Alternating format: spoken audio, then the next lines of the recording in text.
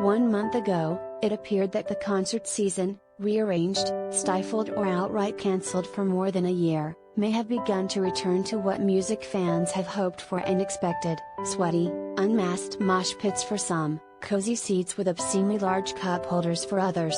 Tours began to rebook. Fans planned road trips. And the worst of the pandemic to many seemed more retrospective fever dream than continuing nightmare.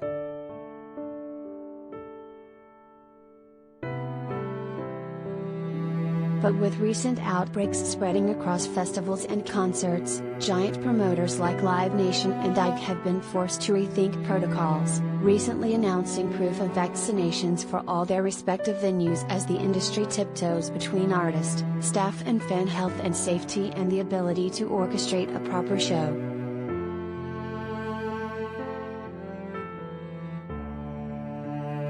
Less than a week before their tour launch, Dead & Company became the latest band to announce new policies, enforcing proof of vaccination or a negative test upon entry. And even that couldn't stop 20,000 mostly unmasked deadheads from filtering in the Walnut Creek Amphitheater in Raleigh, North Carolina on Monday night, a sea of tie-dye soaked from a rainstorm.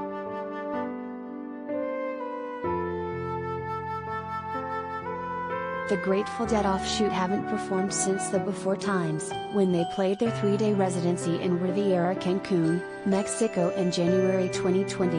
When their tour was cancelled last year, the band kept themselves busy, with Bob Weir performing live streams, and working out, while John Mayer released Sob Rock, Does He Still Like to Be Called Slowhand Jr. These days?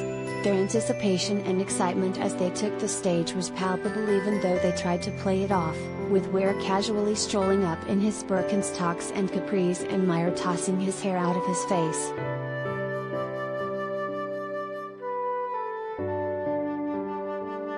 They kicked off with Touch of Grey, their first time opening with the MTV hit in 5 years.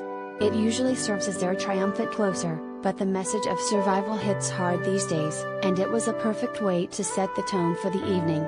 The crowd jumped up and down, carefully clutching their cardboard tubes of posters, chanting the mantra "We will get by. We will survive."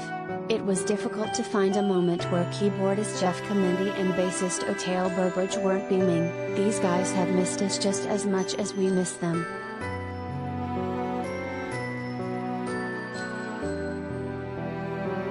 The first set was concise yet loose, as they grooved into Shakedown Street and closed with the Jim New Speedway Boogie from Working Men's Dead.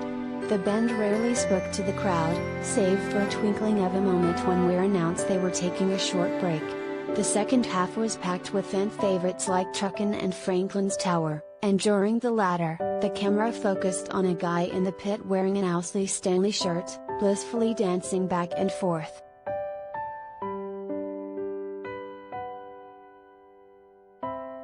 The band sprinkled Death Don't Have No Mercy into the set, Dead & Company's first time playing the live/dead track that the late Ron Pigpen McKernan used to sing, before closing with a sprawling Not Fade Away.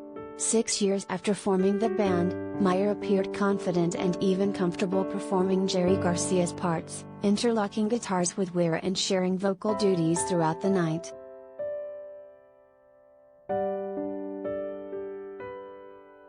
The band will continue touring mostly throughout the East Coast before heading out west for a 3-night stand at LA's Hollywood Bowl ending on Halloween.